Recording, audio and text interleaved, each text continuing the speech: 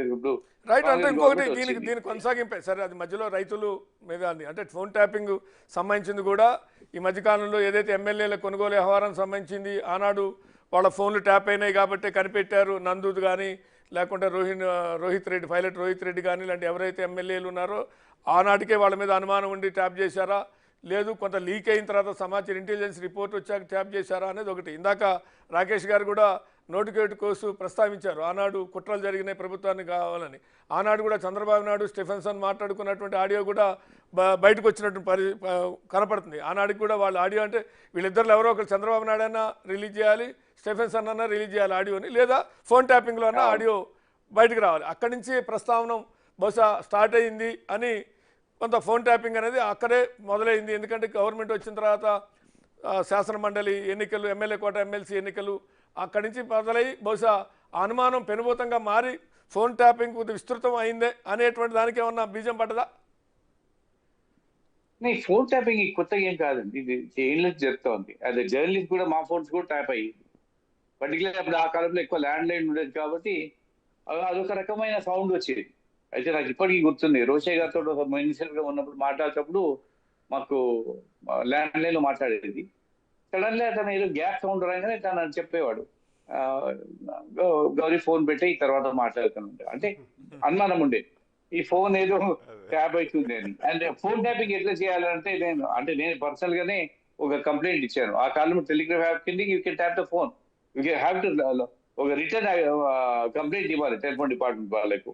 ఏంటంటే నాకు ఒక అన్సాలిసిటెడ్ కాల్స్ వస్తా ఉన్నాయి నా మీద, లేకుంటే నా మీద సస్పిషియస్ కాల్స్ వస్తున్నాయి, ఈ ఫోన్ ట్యాప్ చేయండి అని ఒక person, any individual can give a return complaint to the concern department cellular department కానీ మొబైల్ డిపార్ట్మెంట్ కి ఇచ్చేస్తే దే ట్యాప్ ద ఫోన్.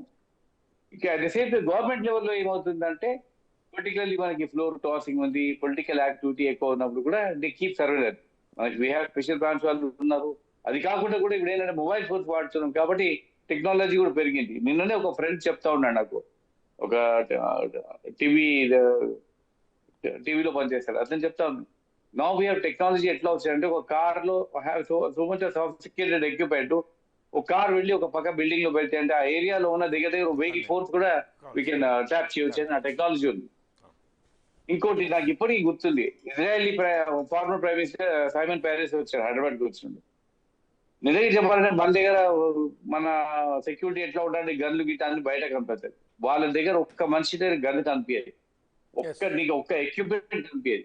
ఏంటంటే వాటిని మేము మాట్లాడుకుంటే అడిగాము, ఎట్లా చేస్తారు మీరు, హౌ డూ యూ సర్వేలెన్స్ ఎట్లా పెడతారు, how do protect your leader అట్లా అంటే, మీ స్టెరిలైజ్ ఏరియా మొత్తం సెటిలైట్ నుంచి వాళ్ళకు మొత్తం ఏరియా స్టెరిలైజ్ చేశారు.